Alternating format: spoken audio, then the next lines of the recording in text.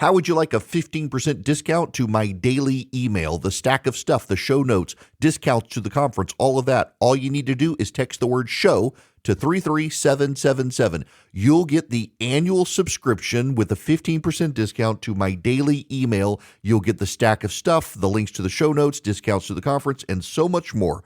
All you have to do is text the word show, SHOW, to 33777. Text show to 33777.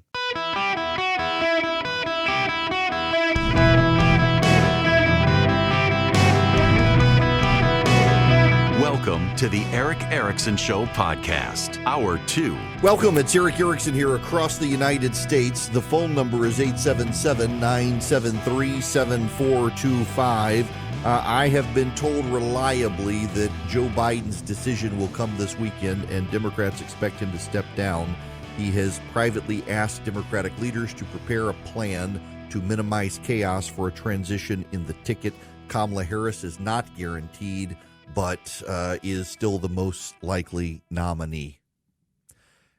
A Democratic strategist is telling me that he expects Joe Biden by Monday to have plans ready to leave the race, that Nancy Pelosi's persuasion with Mike Donnellan, who is one of Joe Biden's trusted aides to walk him through the polling, that others have not showed him, left an impression on him. Joe Biden has asked Democratic leaders to prepare a plan to minimize chaos for the transitioning of the ticket. And Kamala Harris is not a shoo-in because a lot of the internal polling shows she would be as weak as Joe Biden. She remains the preference of the Congressional Black Caucus and black leaders within the party. So she is most likely going to be the replacement, but there is no guarantee she will be the replacement. What is more than likely guaranteed at this point, barring some last-minute change by the president, is that Joe Biden has concluded he can't win and will most likely stop the race, get out of the race. That is from a Democratic strategist to me a short time ago. Additionally, Axios is reporting, President Biden may decide to drop out of the presidential race as soon as this weekend, according to Democrats who believe he now realizes the stakes. Additionally, Democratic donors have announced that if Joe Biden stays in the race and loses to Donald Trump, he will become the first president of the modern era not to have a presidential library because they will not provide the funds for him as an added incentive to get him out of the race. That is news happening now. Joe Biden is in Delaware with his family plotting next steps. So I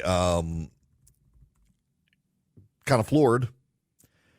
Maybe he changes his mind. Maybe Hunter and Jill persuade him to stay in. But as of right now, it looks like Joe Biden is going to get out of the race now. Pretty big deal. I would trust the Democratic strategists that I have traded notes with more than pretty much any. The big issue is the Democratic leaders presenting a plan to minimize chaos. I want to. That's all I know. I'm giving you this. I'm allowed to give you this. I want to spend time on something else, though. The most stunning moment of the Republican National Committee last night was not J.D. Vance's speech. It was a good speech. It was not the most stunning moment. The most stunning moment, the most devastating moment to Joe Biden and the Democrats came from the Gold Star families who lost children.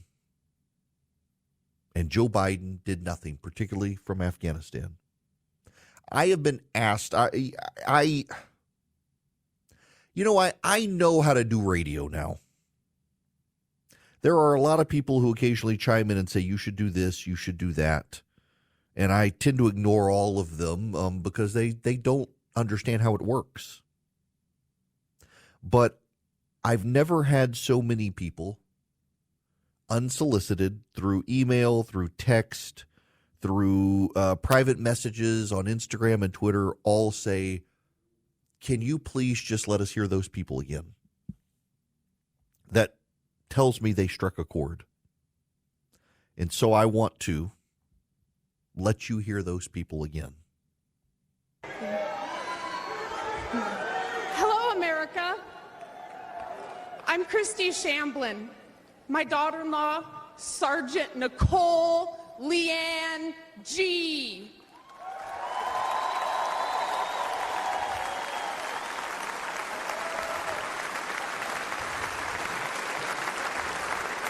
was a United States Marine, and she was killed at Abbey Gate in Afghanistan, alongside 12 of her brothers and sister-in-arms. While Joe Biden has refused to recognize their sacrifice, Donald Trump spent 6 hours in Bedminster with us.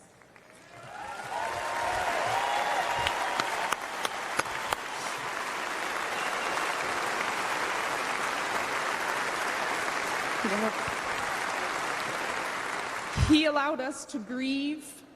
He allowed us to remember our heroes. Donald Trump knew all of our children's names.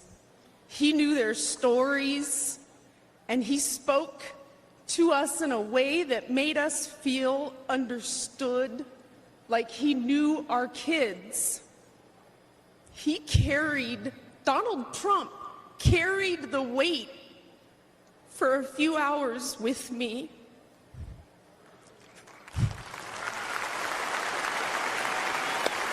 Yeah.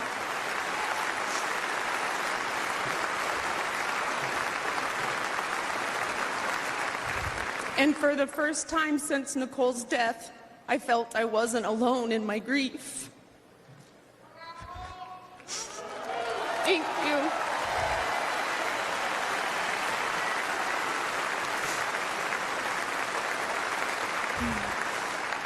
I had expected to meet an arrogant politician.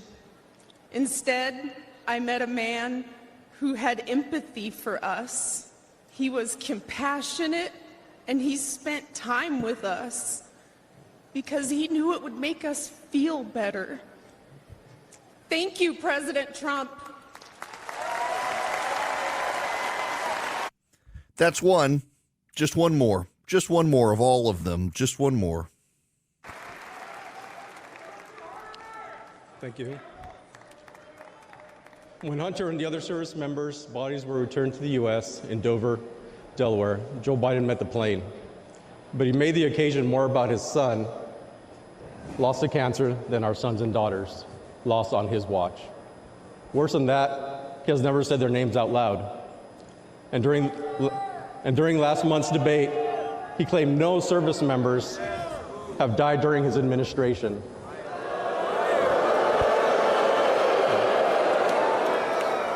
None. That hurt us all deeply. So Alicia and I are here to say the names of all 13 service members who lost their lives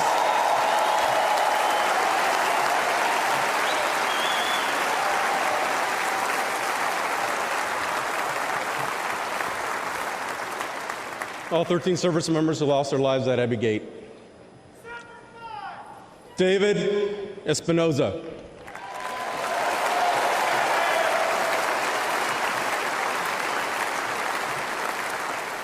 Nicole G.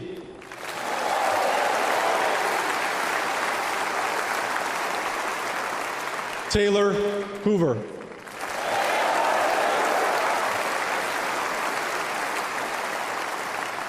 Ryan C. Knaus.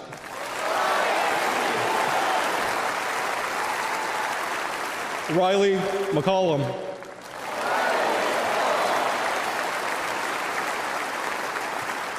Dylan Marola.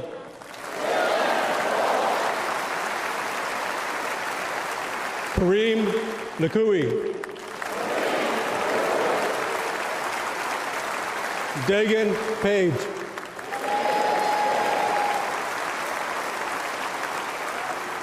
Johanny Pichardo.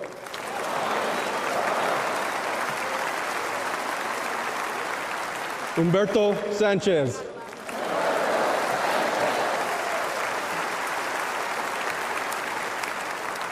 Jared Schmitz.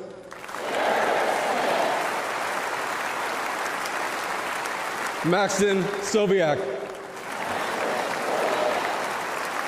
And my son, Hunter Lopez.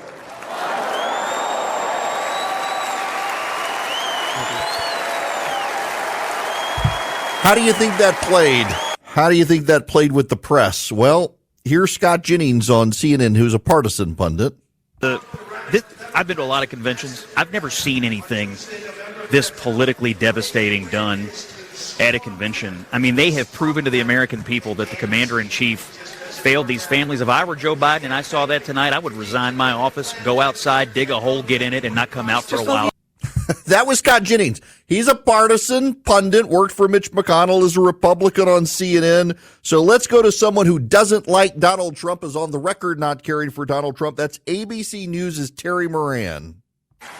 David, I'm not sure I've ever experienced anything like that at a convention. The connection between this crowd and those family members of the fallen was just absolutely extraordinary. The emotions, the call and response that the crowd started spontaneously. Never forget reciting and repeating the names as they were read out.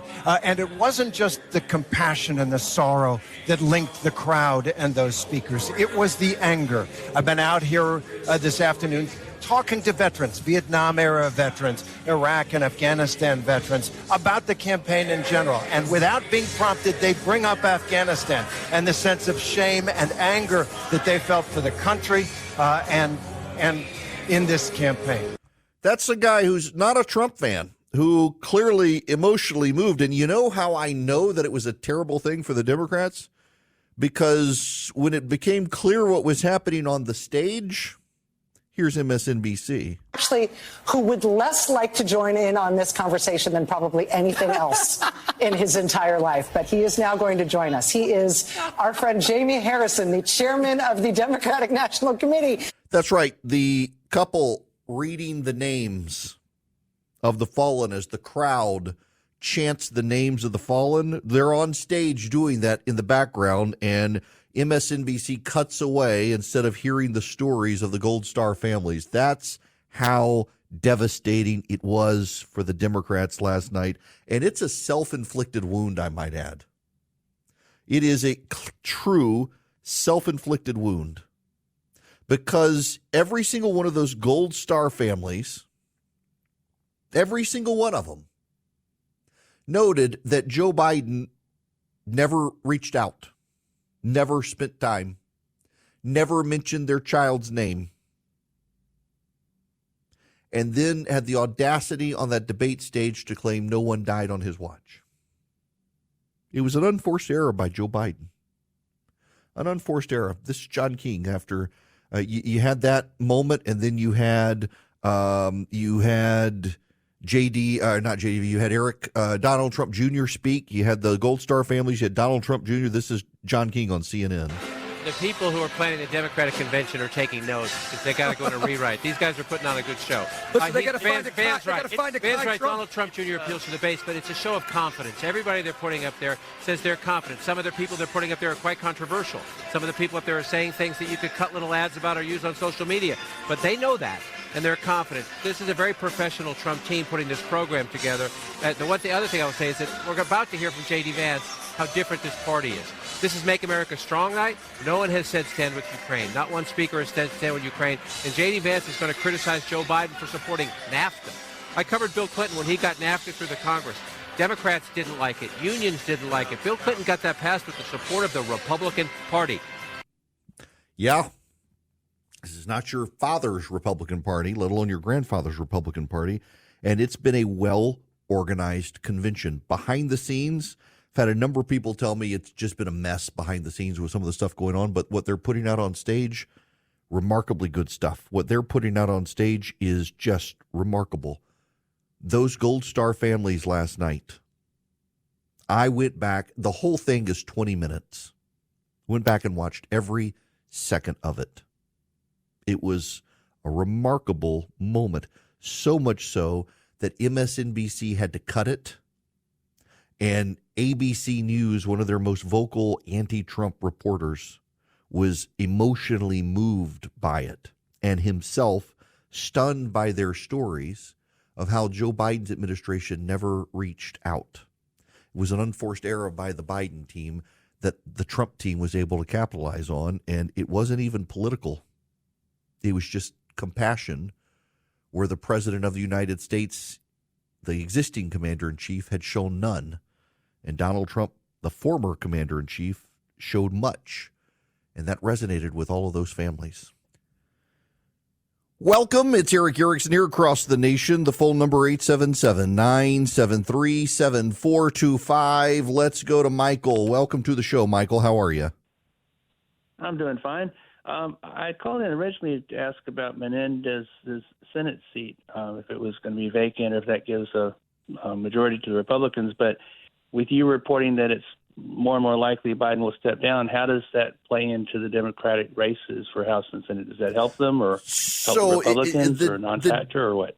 The Democrats believe that it's not going to hurt. The only thing that hurting is Joe Biden, that a new nominee would at least stop the damage, and that they have an option. They have an opportunity to go up in the polls depending on who the nominee is. The nominee most likely would be Kamala Harris, but there's no guarantee. It would take Joe Biden, Jim Clyburn, the Congressional Black Caucus, the Obamas, the Clintons, all of them to align behind Kamala Harris to get her across the finish line, which would probably happen. She, I don't think, actually helps the Democratic chances. Let's not forget she was a disaster on the campaign trail. Democrats can revise it all they want, but she wasn't great. James Carville is privately warning everybody that she's going to be a disaster. You need someone new, but I don't know that they'll listen. But I can take the Menendez thing as well. Menendez dropping wouldn't hand the Senate to the Republicans. It'd be 50-50 with Kamala Harris breaking ties, and the Democratic governor of New Jersey would appoint the replacement pretty rapidly. So it wouldn't alter things. J.D. Vance, of course, would be replaced by Governor DeWine if the Republicans win the Senate win the presidency. Vance would have to resign before January 20th of 2025. Mike DeWine would appoint him. That person would serve 2 years under Ohio in the Constitution, under Ohio rule in the Constitution, to hold on to J.D. Vance's seat. A lot of people say, oh, we should have Vivek Ramaswamy. No. Jim Jordan would be a great pick. Jim Jordan would be great. But we'll see who Mike DeWine picks. I don't know anything about who the Democrats will pick in New Jersey, but Menendez is not long for the Senate. Now, I got to tell you about Hillsdale College. Oh, can we just talk about supporting Hillsdale? You'll always want to know where to put your money to make a lasting difference. Hillsdale College is where you do it. Why? Because they're not just shaping the minds of college students today, but they're shaping the minds of elementary and secondary students around the country with real facts, real history, real truth, and real thoughtful classical education processes to teach kids not what to think, but how to think and to be smart. If you go to ericforhillsdale.com today, you can give a donation to Hillsdale College, and it's completely tax deductible. They're a 501c3. And you're investing in the future of the country. You're investing in the minds of kids. You're investing in a great education, not just at the collegiate level, but elementary and secondary education as well. You're helping them advance a mission to fight back against progressive colleges, and they've been doing quite successfully at it. Go to ericforhillsdale.com. You want a great nonprofit to support? Hillsdale College. Go to ericforhillsdale.com today. Hello, welcome. It's Eric Erickson here across the nation. The phone number is 877-973-7425. Should you wish to be on the program, if you're just tuning in, a Democratic strategist who you would all know does tell me in a text message that the Joe Biden has decided to step aside. The decision will come after this weekend in their mind, unless something changes, unless Jill Biden or Hunter Biden convince him otherwise, but that the Nancy Pelosi conversation on polling was deeply persuasive to President Biden, and that President Biden has asked Democrats to come up with a plan to minimize chaos for the transition to another candidate, that Kamala Harris is most likely to be that candidate, but that it's not guaranteed, as there are some Democrats led by James Carville and others who believe she'd be a terribly weak candidate. And polling that Democrats have conducted shows that pretty much everybody holds against Democrats that they lied about Joe Biden. Kamala Harris actually makes the most sense as well, because Joe Biden has a $212 million campaign war chest. The only person who can get that money is Kamala Harris, because she's currently on the ticket. She's part of it. If Joe Biden steps aside and the Democrats pick a new nominee, that nominee can't get Joe Biden's money legally. The only group that can is the Democratic National Committee, or an outside super PAC, and then they can't coordinate the spending of that money with the campaign. So it makes the most sense as well for Kamala Harris to take over. because financially she's the only one who can benefit from the campaign war chest. So again, this is, I just laying it on the line for you. There are multiple reports out suggesting this as well. A Democratic strategist you would all know is telling me directly that Democrats believe Joe Biden will make the decision this weekend in Delaware to transition the campaign, most likely to Kamala Harris, and if not to her, to provide a smooth transition. The Congressional Black Caucus is already lobbying for Kamala Harris. They're trying to get unity among Democrats to avoid a chaotic convention in August at the Chicago Democratic Convention. They do not want an open convention in Chicago. Nobody does, including Joe Biden. If the Democrats cannot come up with a comfortable plan to smooth a transition, Joe Biden will probably stay in the race. It is still his race. He is legally entitled to the delegates. They cannot get him out of the race. And even the Democratic strategist who's relaying to me the internal gossip says everybody's praying that Jill and Hunter Biden fall in line and convince him to get out because they're still very deeply persuasive to him. And look, I got to tell you, let me just give you, we're now well past the debate. We are well past the debate. And this is where the race stands. Emerson College has Trump up 4. Reuters has him up 2. Forbes has him up 2. Morning Consult has him up 2. NPR has Biden up 2. Fox has Trump up 1. NBC has Trump up 2. ABC has a tied race. The Wall Street Journal is further back. It's the end of June, had Trump up 6. The race has kind of returned to about a 2-point race for Donald Trump. That's still a winnable race by Joe Biden's campaign team. Still a winnable race. Now, let me just lay this out for you. If Joe Biden decides, there's a lot of misconceptions out there by people. If Joe Biden decides he's not going to run for president again, he does not give up the presidency. He doesn't leave the White House. He stays on as president. The only way he steps out is Joe Biden decides to resign the presidency. And I doubt he would do that, and all the Democrats doubt he would do that, and none of the Democrats are asking him to do that. Joe Biden does not have to give up the presidency, even if he decides not to run for a second term. Again, this is the most important point of why Kamala Harris would be most likely. Kamala Harris is the only one who can inherit the money. You got to know those facts. So let me just clarify this for everyone. 1, assuming Joe Biden decides to step aside this weekend because the Democrats have come up with a plan to transition to another candidate. Joe Biden does not have to leave the presidency. He can remain president and just not seek re-election. The Congressional Black Caucus wants everyone to get behind Kamala Harris if Joe Biden does step aside. Legally, Kamala Harris is the only candidate who can inherit Joe Biden's campaign war chest of $212 million. If Kamala Harris is not the nominee, Joe Biden's campaign war chest cannot be given to any other candidate under federal law, but it can be given to a super PAC or the Democratic National Committee. If it is given to the Democratic National Committee, they can coordinate with Kamala Harris to a degree. If it is given to a super PAC, there can be no coordination between the super PAC and Kamala Harris under federal campaign finance law. If it's not given to the Democratic nominee starts day one with no money for staff, polling, media messaging, nothing, and can do very little coordination with outside groups to make it happen. So financially, it makes the most sense to give it to Kamala Harris. The downside for Democrats is this. Kamala Harris doesn't poll well against Donald Trump either. Not only that, but Democrats' internal polling, the internal polling they have used to convince Joe Biden he should step aside, shows that any candidate who has defended Joe Biden's capacity and mental well-being is a candidate who is hindered and distrusted by the public, and that includes Kamala Harris. So you've got this big mess now. Democratic donors, by the way, are telling Joe Biden, if you don't get out of the race and you lose, we're not going to fund your presidential library. Another incentive to get him out of the race. He's got a lot of papers he wants on display at a presidential library. But only Kamala Harris can get the money. Democrats are not excited about Kamala Harris. James Carville is leading the charge for an open primary. They do not want to get out. Now, I got an email from listener Bill. Are you being a little naive?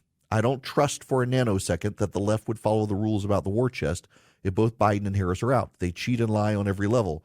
How would they be stopped from using the money despite the law? Well, that's easy. You have a 6-3 split in the United States Supreme Court for the conservatives.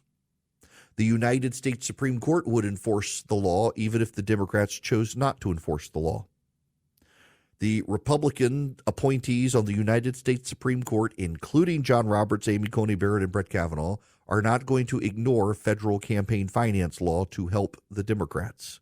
The people who gave Donald Trump immunity are not going to be the people to give the Democrats a workaround from federal campaign finance law. And yes, the Republicans could sue, and yes, the Supreme Court would enforce it. So no, I'm not being naive. I know how the system works. They can give the money to the Democratic National Committee if Kamala Harris is not the nominee. If they give the money to the Democratic National Committee, once that person becomes the official nominee of the Democratic Party, then the Democratic National Committee can coordinate with the candidate and spend money on behalf of the candidate and cover some of the travel costs and expenses, but can't cover the direct campaign expenses of employees of the campaign.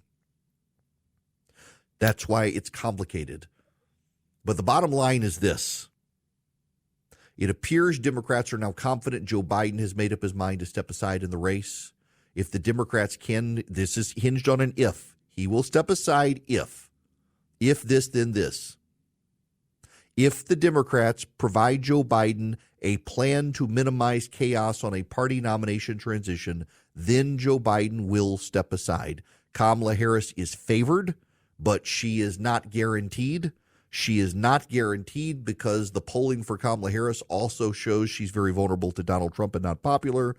But she's most likely because, one, she's the only candidate who can inherit the campaign war chest, and two, the Congressional Black Caucus, which would be highly influential in this decision, demands if it's not Biden, it must be her. You should also note the Congressional Black Caucus wants Joe Biden.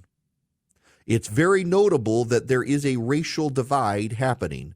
The Congressional Black Caucus, the black pundits on television, from Jamie Harrison, the chairman of the DNC, to others, even on MSNBC, are all very insistent that Joe Biden is the nominee, and you cannot get rid of Joe Biden. If Joe Biden himself decides to step aside, they will absolutely want Kamala Harris. Absolutely going to want her. And she's deeply unpopular.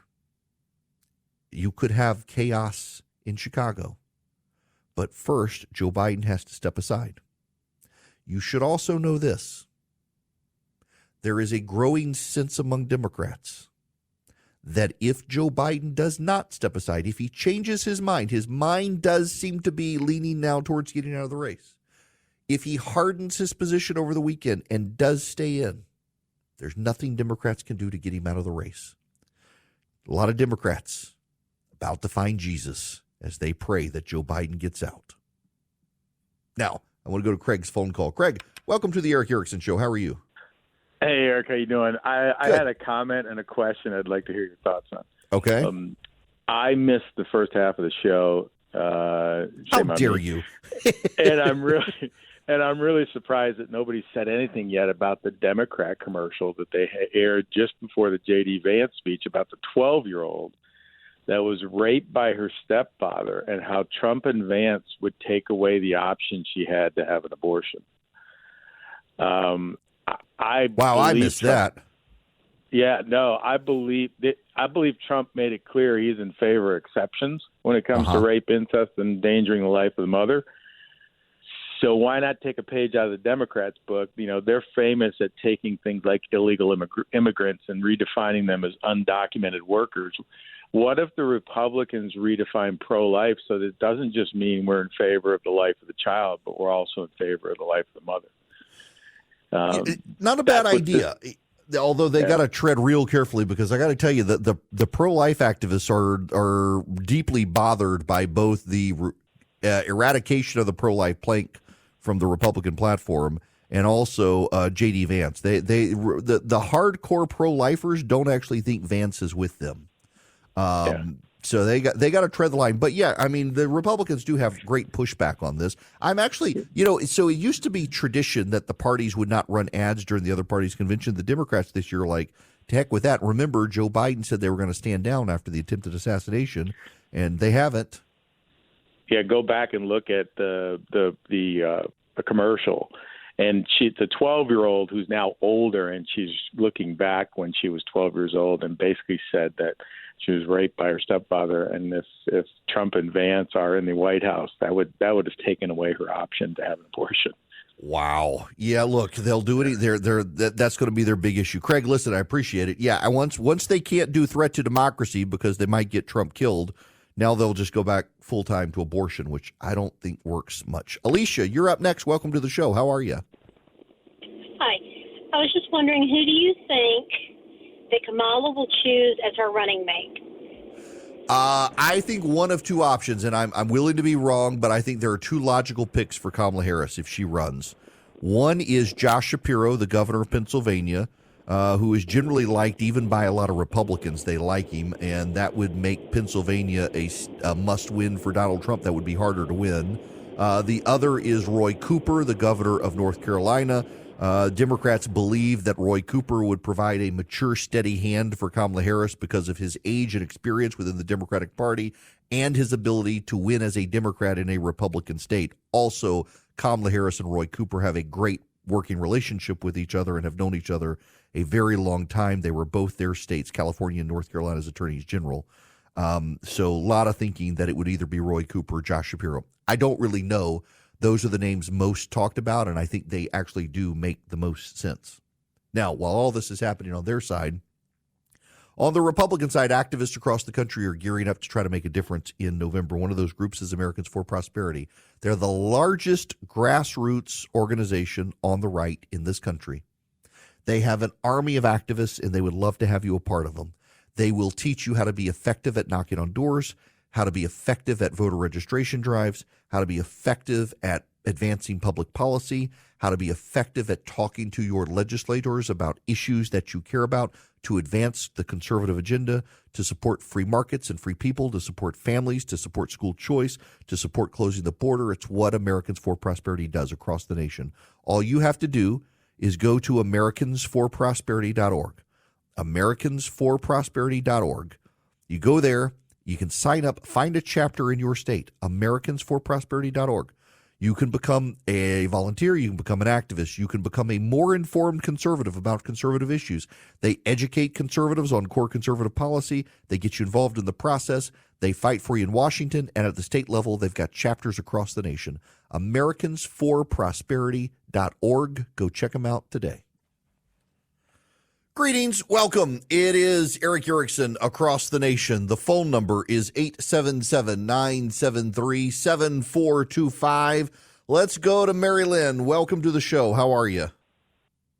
I'm doing good, Eric. I just have a question, and I don't know, you may have already covered this, but I want to know if the protocol for COVID has changed. Oh, not that I know of. If you get diagnosed with it, you got to isolate. Right. Well, the one thing I noticed when our president was diagnosed with COVID and he was talking to his Secret Service detail right before he slowly walks up the stairs, nobody, including him, had a mask on. Isn't that funny? Yeah. I'm not surprised. As he goes off to Delaware, not wearing a mask. The man who wanted us all to wear masks, not doing it himself, doesn't want to be seen as weak, even though he's going up the short steps instead of the big steps to go home to Delaware. That's a great observation, Marilyn. I hadn't seen the video yesterday of him leaving, but I'm not surprised at all. And no one, of course, will hold him accountable. Of course not, because it's Joe Biden. We got a lot more we got to cover, including an incredible meltdown that happened on MSNBC yesterday. Yeah, I thought it was very notable as well that they decided on MSNBC when it was clear it was Gold Star families who were taking the stage that they would go to commercial break or first go to Rachel Maddow to talk to the DNC chair. They didn't want to cover that. They did not want to cover it. Meanwhile, you've got Mike Johnson out now formally calling for the president to fire the Secret Service director. I'm prepared this morning to call on President Biden to fire to Director Cheadle. Yesterday I said that she should resign. It's clear that she has no intention to do so. But the oversight here, the mistakes, the ineptitude, whatever it is, was inexcusable. We almost lost the life of a former president, and I think there has to be accountability, and it begins at the top. This is ridiculous. Amen. It does. But Joe Biden never fires anyone. The whole reason the Republicans were able to have such an impactful moment on Afghanistan with the Gold Star families was because Biden never fired anybody after Afghanistan. He never wanted to hold anyone accountable. He didn't want to acknowledge a fault. That's what's happening here. That's what's going on. It's coming back to haunt him.